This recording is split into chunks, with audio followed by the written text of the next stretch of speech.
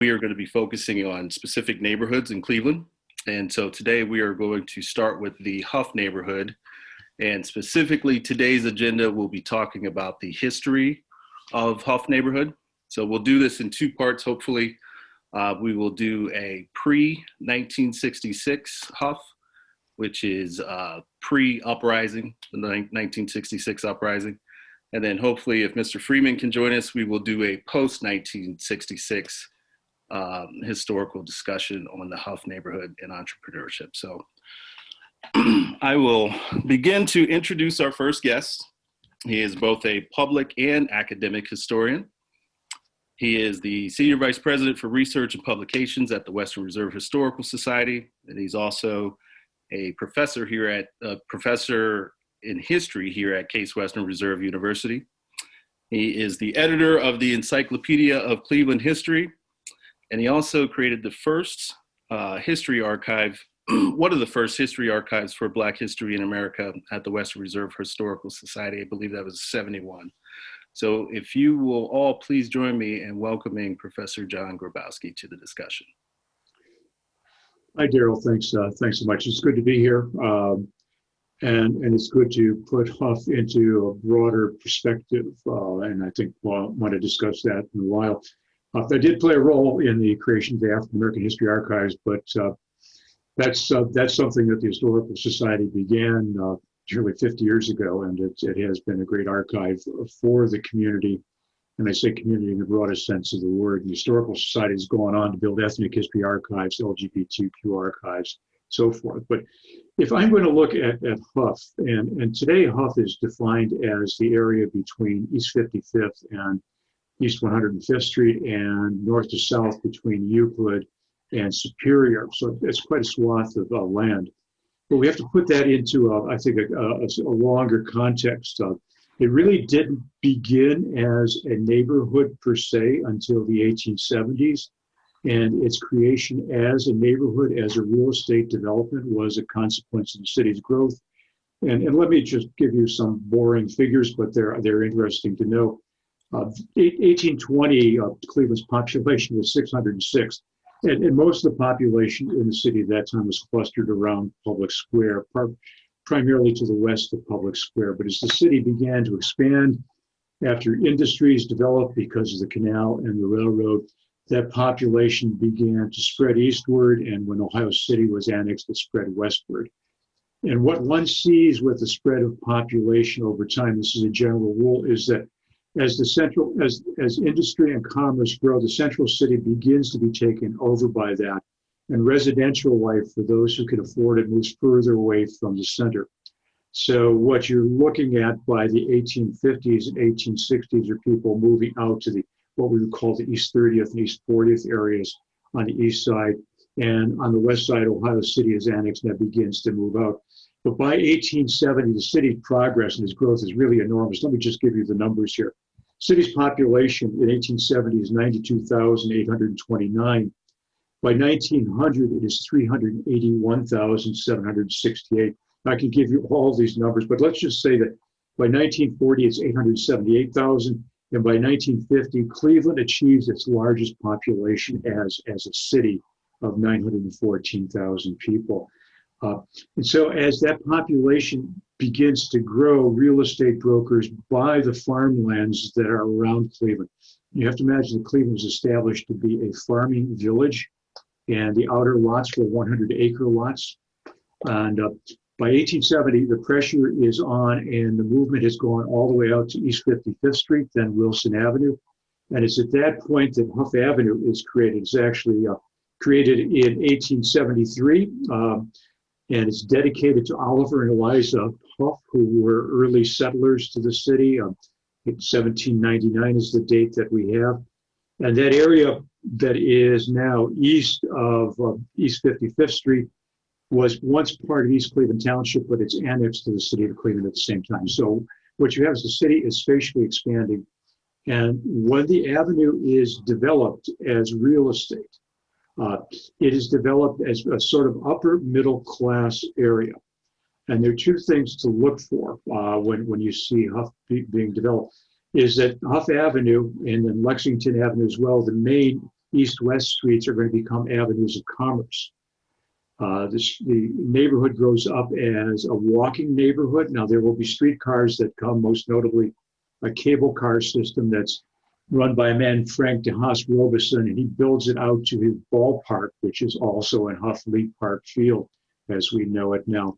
But shopping and business were all indigenous and local to the community. So the main streets were basically streets of stores, everything from groceries to cleaners to whatever. And the toniness of the neighborhood at that time is sort of set by the fact that University School actually starts out in Hough in 1890 and will remain in the Hough neighborhood until 1926. If you know the area today, you can see, if you go very far east on East 89th Street and you drive down East 89th Street, there are magnificent homes on East 89th Street. So like almost every other real estate development in Cleveland, the housing is built and parceled out to those who can afford it. And Hough is primarily white. It is primarily non-ethnic. It's quite interesting because as the city expands, we see the ethnic neighborhoods of Cleveland growing out along the railroad line. So if you go to the north of Hough and you get to St. Clair Superior with the Lakeshore Railroad, that turns into a series of factories which become Slovenian, Croatian, Serbian, and Polish. On the other side of Hough, however, is Euclid Avenue, which is known as Cleveland's Millionaires Row. And that is where many of the wealthy in Cleveland, including Rockefeller and Small House, the Severances and others, build their mansions along this green swarded street.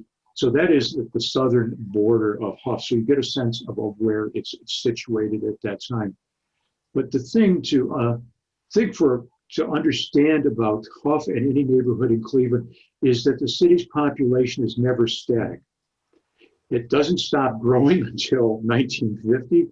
And when it does grow, it grows because of an influx of people, immigrants and migrants. And let's look at that for a while. Because the neighborhoods in which the factories are operating, the transportation systems are operating, the flats, for instance, the borders on the flats are basically the areas where there may have been good housing to begin with, but then it ends up being immigrant housing for the people who have to live where they walk to work. Now, Hough is a bit absent that because it is kind of a suburban neighborhood. And so by 1920, when Cleveland is the fifth largest city in the United States and the value of its industrial production is fifth largest, we need to look at the nationality and the breakdown demographically of the population. And if we break that down, we find out that 2/3 of the population of the city of Cleveland is either of foreign birth or foreign parentage. Another 35,000 people are African American, and they're part of the first Great Migration. And this brings in the story that we'll get to with Mr. Freeman, is the African American population in Cleveland is initially quite small. In 1860, it's 800 people. Cleveland prides itself because it was a stop on the Underground Railroad. There is written proof of that. There's a strong anti-slavery, but not an abolitionist sentiment in the city. And by the post-Civil War period, African Americans who had lived here, who came here in the years 1870s, 1880s, 1890s, were relatively well integrated into the city. That doesn't mean there weren't pockets of them. The African American community begins to coalesce along what would be the western end of Cedar Road, around Woodland and Broadway at that point. But as Cleveland moves through the 19th century, two other factors influence African American migration to the city. One is the reimposition of Jim Crow in the South after Reconstruction is wholly abandoned with the election of 1876. That deprives Blacks of those freedoms that they've had for a brief period of time. And it also begins to reassert a culture of white dominance. So African Americans do much the same as European immigrants do, except for different reasons in some ways. They begin to be attracted to industrial cities in the North, Chicago, Philadelphia, Detroit, and Cleveland among them. Not only for jobs, but for the mistaken understanding in many instances that they would be treated better in northern cities than they would in the South. So if we're looking at the growth of African-American population in Cleveland, the number of African Americans in the city in 1870 is 1,293. By 1900, it is nearly 6,000. 20 years later, in 1920, the population is nearly 35,000, 34,400. And what we're looking at is a movement initially from the border states and then from the deep south. And Cleveland has a nickname as Alabama North. There's a great book on it by Kimberly Phillips, great scholarly work on it. But what has happened by the 1900s, 1910s, is you begin to see de facto move to segregation in Cleveland. African Americans, even noted ones like John P. Green, find that places are closing to them. Amusement park like Luna Park has a colored day only. The city counters those movements with laws that supposedly bar that type of discrimination. But nevertheless, by the 1930s, Cleveland's African American population, which by 1940 will be 84,000, is largely sequestered into one area. And that's what we would call Fairfax and Cedar Central. From really downtown out to University Circle, that is Cleveland's African American community. But what happens in the 1940s is a second Great Migration. And often when we're speaking about the African American Great Migration, we focus on that one that occurred from the 1870s up to World War I into the 1920s. And then with the collapse of the economy in 1929, it goes somewhat quiescent. But the key to understanding the second Great Migration is A, the United States ramping up for World War II production at that point, and B, continued pressures in the South, pushing African Americans away. Chicago gets a huge population of African Americans, but this is not a peaceable process. In 1943, Detroit, there are riots against African Americans. It happens in Harlem as well. In 1919, there were riots in Chicago. Cleveland is free of those riots. And one of the reasons that African Americans come in larger numbers to industrial cities like Cleveland in the 1920s and then during the Second World War is the fact that the United States has severely restricted immigration with the 1921 and 24 Quota Acts in the 20s. And then during World War II, there is no way that one can get workers outside from the United States. So one sees the city of Cleveland shifting demographically in World War II in significant ways. First, the large Hispanic population begins out in Lorraine with people from Puerto Rico, and they are actually brought in by invitation of United States Steel. Puerto Rico is an American Commonwealth, so they are allowed to migrate in. The Black migration in Cleveland is still largely from the Deep South at this point, and what we will find is that by 1950, the population of Blacks in Cleveland has risen from 84,000 to 148,000.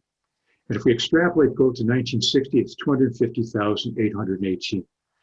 Now, Cleveland is dealing with race issues and housing during World War II. Housing is extremely overcrowded. There's emergency housing built near what is now the IX Center to house people working in the aircraft plant there. But if you look at the record, the pressure is really on African Americans to find decent housing during World War II, and that becomes a problem. And issues of discrimination and segregation continue. There's something called the Euclid Beach Park riot in 1947, when African Americans are protesting the discrimination against mixed couples at the roller rink and the beach at Euclid Beach Park. The city starts a community relations board. Seemingly the right things happen in Cleveland. The baseball team brings in Larry Doby and Satchel Paige. The Cleveland Browns start as an integrated football team. And in 1950s, an early issue of Jet magazine talks about Cleveland as a good city for Negroes. But that is not going to continue because the population pressures in Cedar Central are beginning to move people beyond the boundaries of Cedar Central. Urban renewal in Cedar Central is displacing many people. And one of the neighborhoods that begins to grow a Black population is Hough. And Hough's population in 1950 is 5% minority. In 1960, it is 74% minority. The same situation is happening in Glenville. And the reason the neighborhood shift this rapidly is two things. One is Hough is growing into an older neighborhood. It is already nearly 70, 80 years old in some parts of it. So it's an older neighborhood. And the other thing that is happening is that real estate companies are taking advantage of white prejudice and neighborhoods that are changing, Hough and Glenville. The gambit for a real estate dealer is to go up and down the street and to indicate that African Americans are buying houses. It's really the only place they could buy houses because of redlining. And because of that, your housing values are going to go down. Now, each sale is basically partially it's a bonus for the real estate agent. That is happening. Another thing less nefarious that is driving people out of the city, and you'll see the city's population, is the creation of new highway networks and suburbs. So the old inner ring suburbs, there are only 5 of them, and that would be Lakewood, East Cleveland, Cleveland Heights, and Shaker Heights are now joined by suburbs that are further out, reached by highways. Automobiles are affordable. GI Bills, the GI Bill makes home loans easy for white Americans. And so they begin to move out of what many people mistakenly would call the good old neighborhood, which often was next to the railroad tracks or next to the steel mills. The people who are left in the city are African Americans. And so what happens in a community like Hough as it shifts, there's several things to look at. One, as African Americans are moving up to Cleveland in the 1950s and 1960s for industrial jobs, jobs are beginning to leave the city. And then again, African Americans are having problems getting into unions. As a matter of fact, in the early 1960s, the United Freedom Movement in Cleveland pickets a construction site on the mall, asking for more African American jobs there. They picket the school system because of de facto segregation in the school system. And a white clergyman named Bruce Clunder is killed at a school protest on Lakeview Avenue in Glenville when a bulldozer backs over him. So even before the uprising in Hough, things are beginning to rise up in Cleveland in terms of jobs and privileges. And Hough is being characterized even before the uprising by an article in the Cleveland Plain Dealer as a potential powder keg. And this is basically an independent report. In 1965, the Cleveland Press reported that Hough was in crisis. So this is 1 year before the uprising. What you're finding is fewer city services, rodent infestations, no garbage pickup at times, basically people being neglected.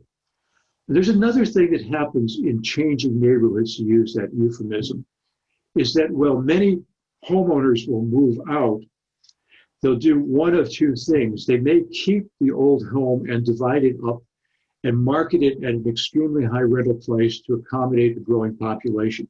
And indeed, by 1957, there are an estimated 83,000 people in Hough.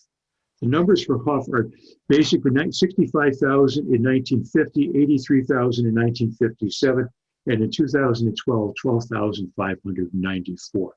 That's the rise and fall of Hough.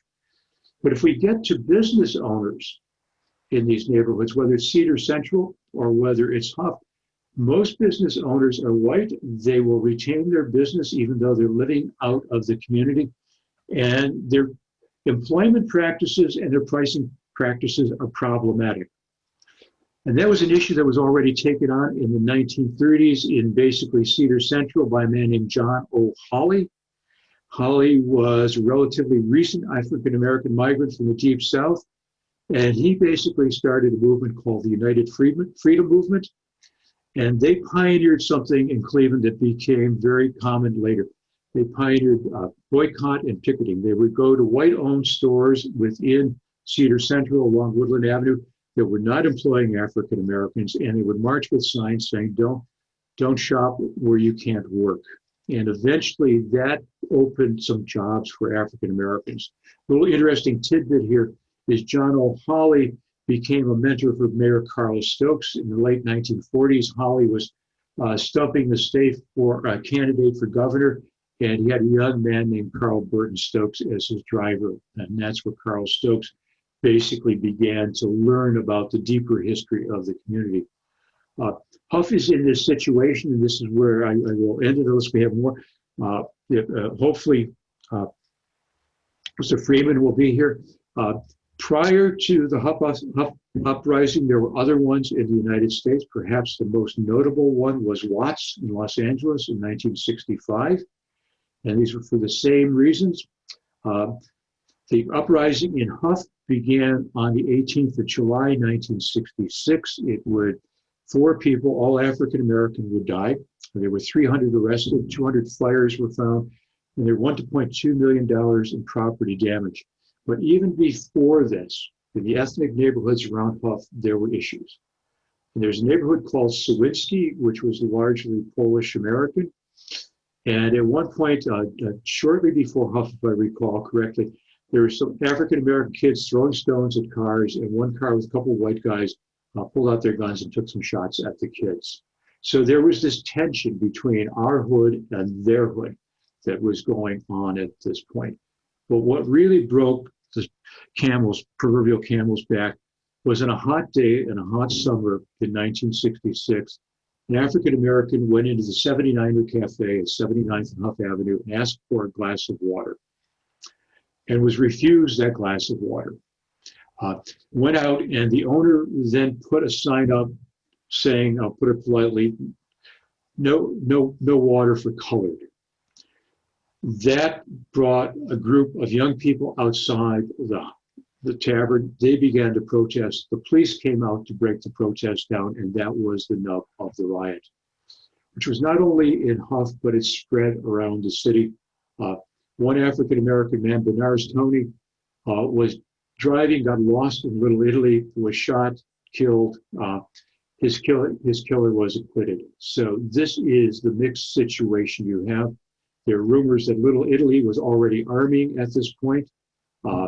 Busing for schools had begun, not busing, but moving. Schools were overcrowded, and where African Americans were brought to Little Italy schools, there were street protests and street fracases that occurred at that point. So the city was primed and ready to go. It was problematic. You had a huge African-American black underclass looking for a way up and a way out, and everything seemed to be blocked in their way. And Daryl, I think that's about my background for you. Thank you very much. I appreciate it. That was a lot of info. Mr. Don Freeman, are you with us? I'm with you. Good, great. Hello. You hear me, Don Freeman? I'm with you. I can hear you. How are you? Okay, I'm glad that I'm hooked up with you now. That's great. All right. Were you able to hear Professor? Yes, I heard most of what Dr. Grabowski said, yes. All right, wonderful. So we can go ahead and let you carry it from here if you're ready. I'll do the best I can. Now, one thing that I want to stress to begin with is that after the Hough uprising, there were no longer any Jewish or European American entrepreneurs who were willing to invest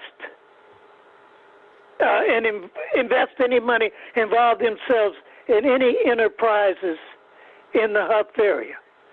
So what was essentially necessary was the intervention of the federal government in the form of development corporations in various areas. And of course, one of the earliest areas that the federal government intervened in terms of development corporations was the Hough area, which meant that around late 1968, Reverend DeForest Brown and other Hough activists were able to receive subsidization from the U.S. government to begin the Hough Development Corporation in Hough.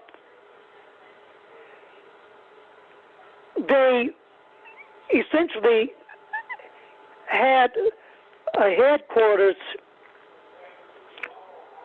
in Hough that eventually became established in a building on Euclid Avenue near 71st Street. And with this building as a headquarters, they essentially began implementing certain enterprises located primarily at the, let's say, intersection of both Crawford Avenue and Wade Park. And this complex, which they essentially developed at that location of Crawford Avenue and Wade Park, included a grocery store and some other enterprises that I don't remember any longer, but I primarily remember the grocery store. And pretty much as an integral part of that complex, they developed some apartments in which some Hough residents resided. Now, near there, they were able to establish a McDonald's franchise, which wasn't actually located in Hough. The employees came from Hough, but the enterprise was located at about 107th and Euclid. And the person that they hired to essentially manage these enterprises was Franklin Anderson, who had gotten an MBA from Harvard. So this essentially is what was ensuing in the early 1970s and the mid-1970s. Now, then there was one person who was willing to start to implement a privately owned enterprise connected with the Hough area. His name was Nate Smith, and he essentially developed an industrial plant that was connected with General Motors, and it was manufacturing rubber products for General Motors, and that was established near the headquarters of the Hough Development Corporation at 71st and Euclid. It was located in the area, let's say, around 69th and Euclid, or below that. But anyway, in the area of 69th and Euclid. And he later moved his enterprise out into a suburban area, but essentially still employed people from Hough. Now,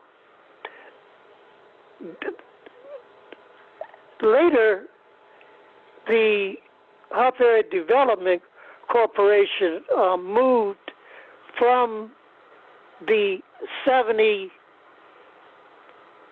and Euclid location to a location about 87th in Hough, in a building that had formerly been a part of, had formerly been owned and utilized by the city government in terms of the Community Development Department of the city. But this location was at about 87th and Hough.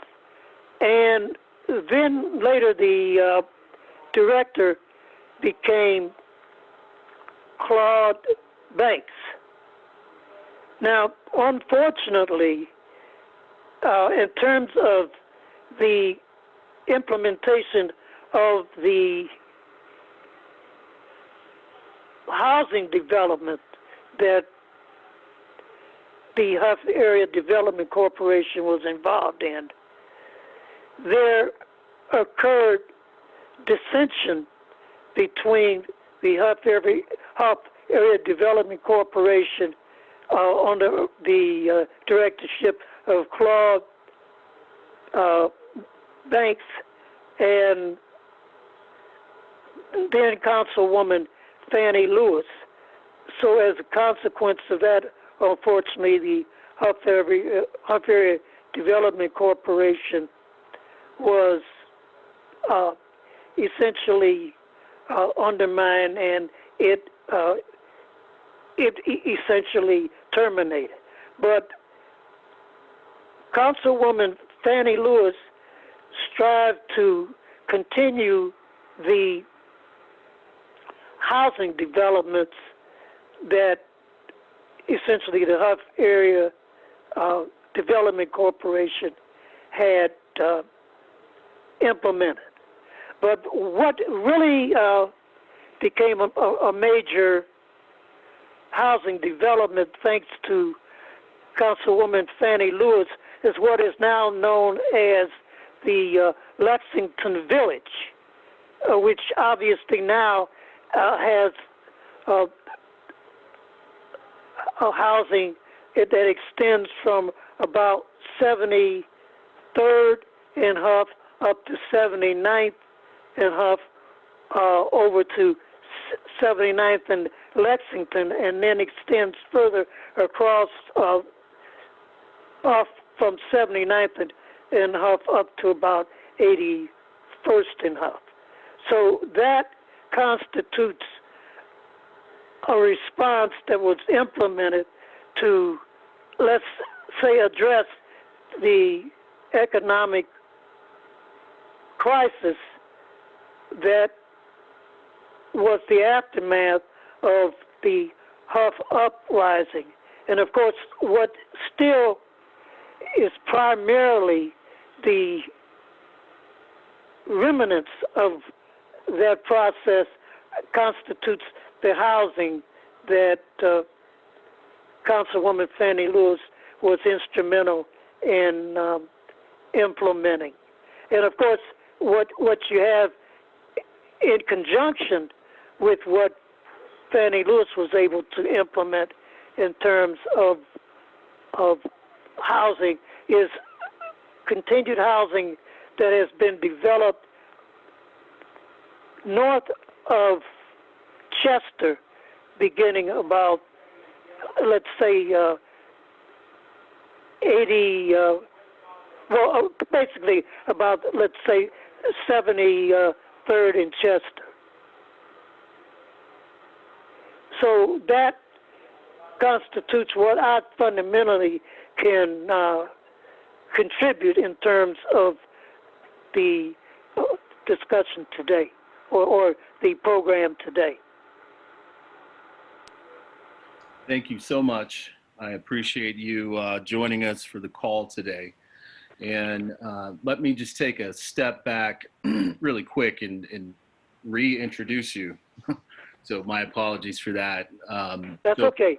Everybody in the audience, we just listened to Mr. Don Freeman. He is an education activist and lifelong Cleveland resident.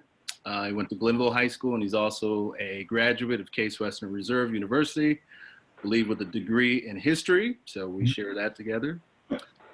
He's also the author of Reflections of a Resolute Radical, which is depicting his life as a youth in Cleveland and his work in the civil rights movement. So once again, thank you for joining us. And at this point, we're going to open this up to discussion questions from everybody on the panel and in the audience. Looks like we have one here. How did, this is a question from Carol, Okay. and I believe whomever has the answer can take it. Did Hough Bakery start their business in the Hough area? I believe so, and I'm just checking on that right now.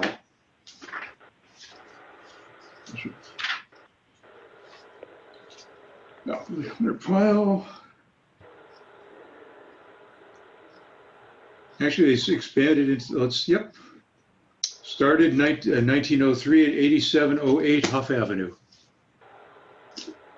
So there's the answer. Thank you. Anybody in the audience, if you have a question, you can either use I don't know if there's the raise hand function on here or not. You can type them into the chat and I will ask them for you. Okay, this question is from Robin. Thank you. How has the residential makeup of Hough changed over time?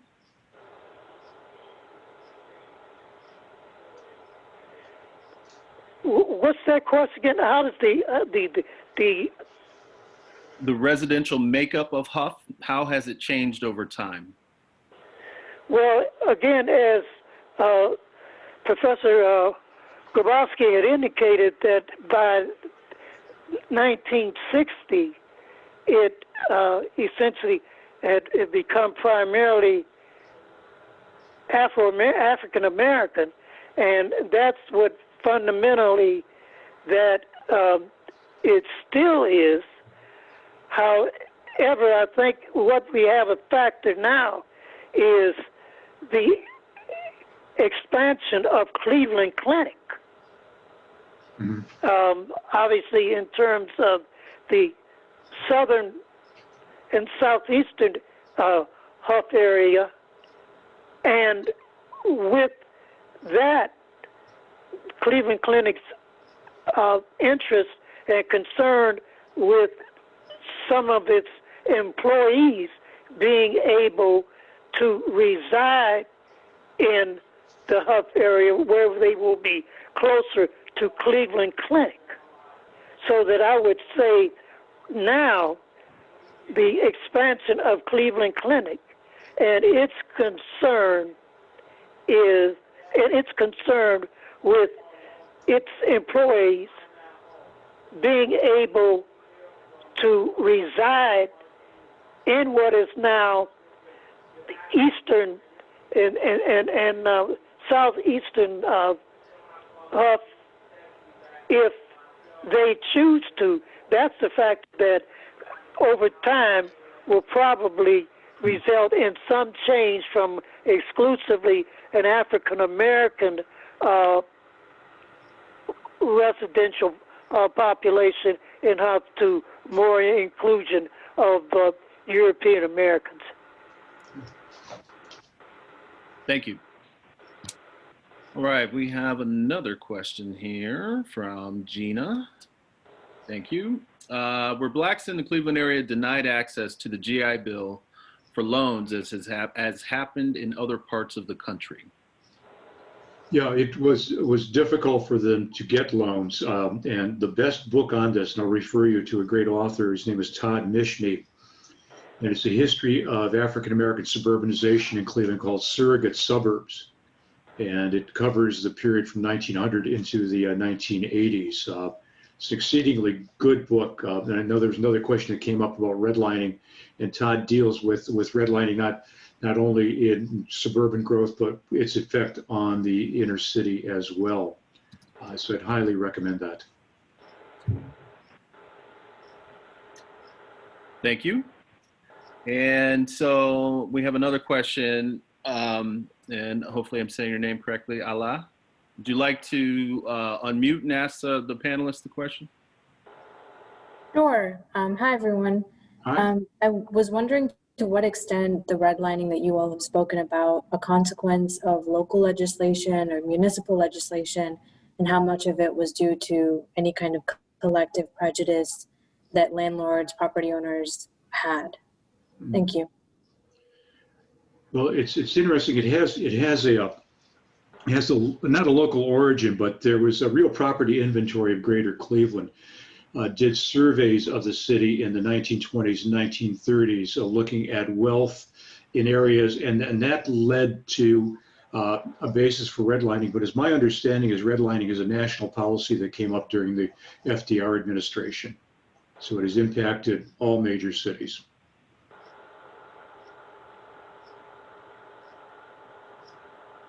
Thank you.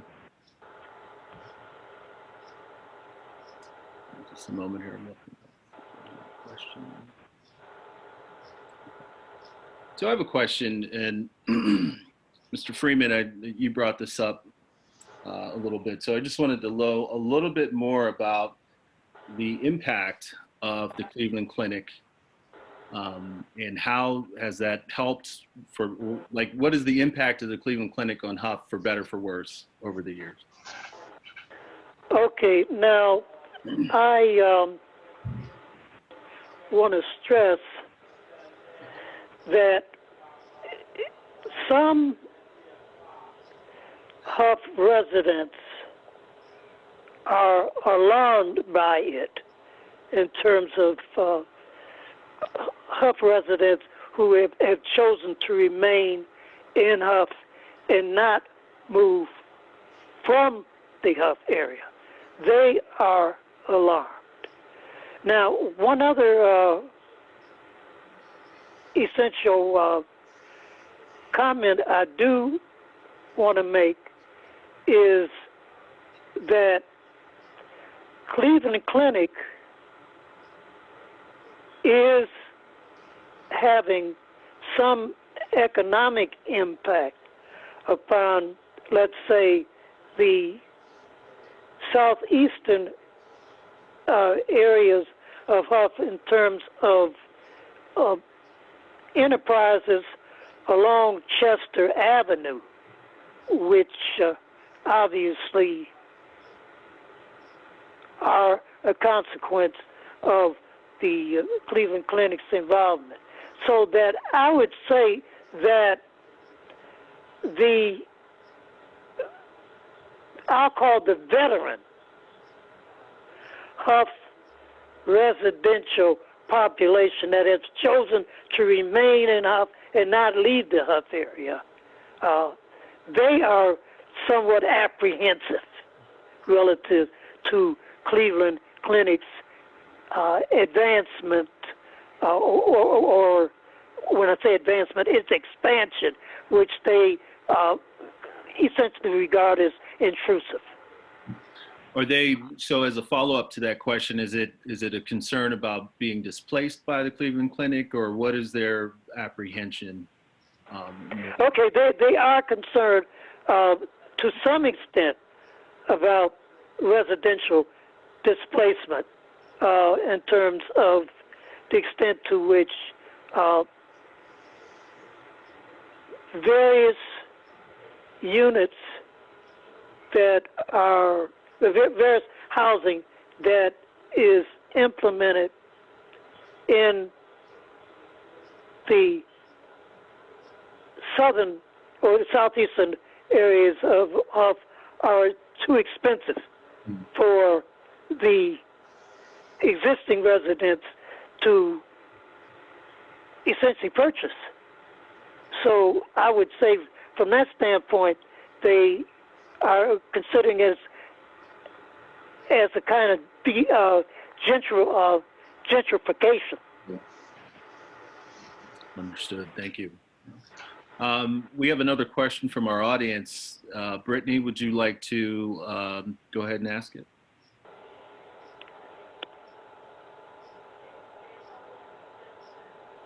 Sure, thank you. As a new resident, my husband and I, our family just moved in, and just looking at the expansion and impact of the Cleveland Clinic, and you kind of touched on this already, but what direction do you see the neighborhood moving in? Is it, I go back and forth with whether the Cleveland Clinic expansion is a positive one, or like you said, some of the residents are kind of alarmed due to possible displacement. So I was just wondering your thoughts on that. Okay, I think the best response for me to make is that overall, it is perceived that the additional housing, and when I say that, I'm talking about housing that was generated by the efforts of Councilwoman Fannie Lewis, especially, and other people who have chosen to build houses in the Hough area. I can think specifically of people like a former Cleveland Police Department commander of the 5th District who built a house on Chester in the Hough area. That overall, the housing aspect has been positive, even with the critique that I'm more or less including relative to the Cleveland Clinic. I think what is challenging is the lack of facilities such as drugstores and even grocery stores in the Hough area. There's still, you do not have still anywhere near the kind of diversity in economic enterprises that existed prior to the uprising of 1966 in the Hough area. That has not been, in terms of renovation, that has not occurred. Thank you. Okay, so we're getting close to time here. So we'll ask one more question, and then I'll give you, the audience, some more information about the last two parts of the series, which will take place tomorrow and this coming Thursday, which I'll fill you in on. So one of the questions I wanted to ask, I think, Mr. Freeman, this would be mainly for you, but since we have an audience here of about 60 people, I thought maybe this might be an appropriate question. And that is, how can the greater community at large be part of the solution to help restore Hough and other neighborhoods in Cleveland like it back to prominence? Okay, I think the response that I'll make is obviously the Hough area would appreciate the, let's say, addition, and with them being the addition, their involvement in implementing the kinds of improvements that I'm talking about in terms of doing what's necessary to cause grocery stores and other enterprises like drugstores to be established in Hough, in the Hough area. The best way I guess I can put that is that in terms of the presence of such a new population, them functioning in such a way in which they are able to effectively indicate to people who are willing to invest money to invest in grocery stores and drug stores in Hough. That's about the best way I can put it in terms of what would be a welcome addition to the Hough area. Thank you very much. I appreciate that. Once again, I want to thank everybody for joining us today. Like I said, this was the first part of a three-part series.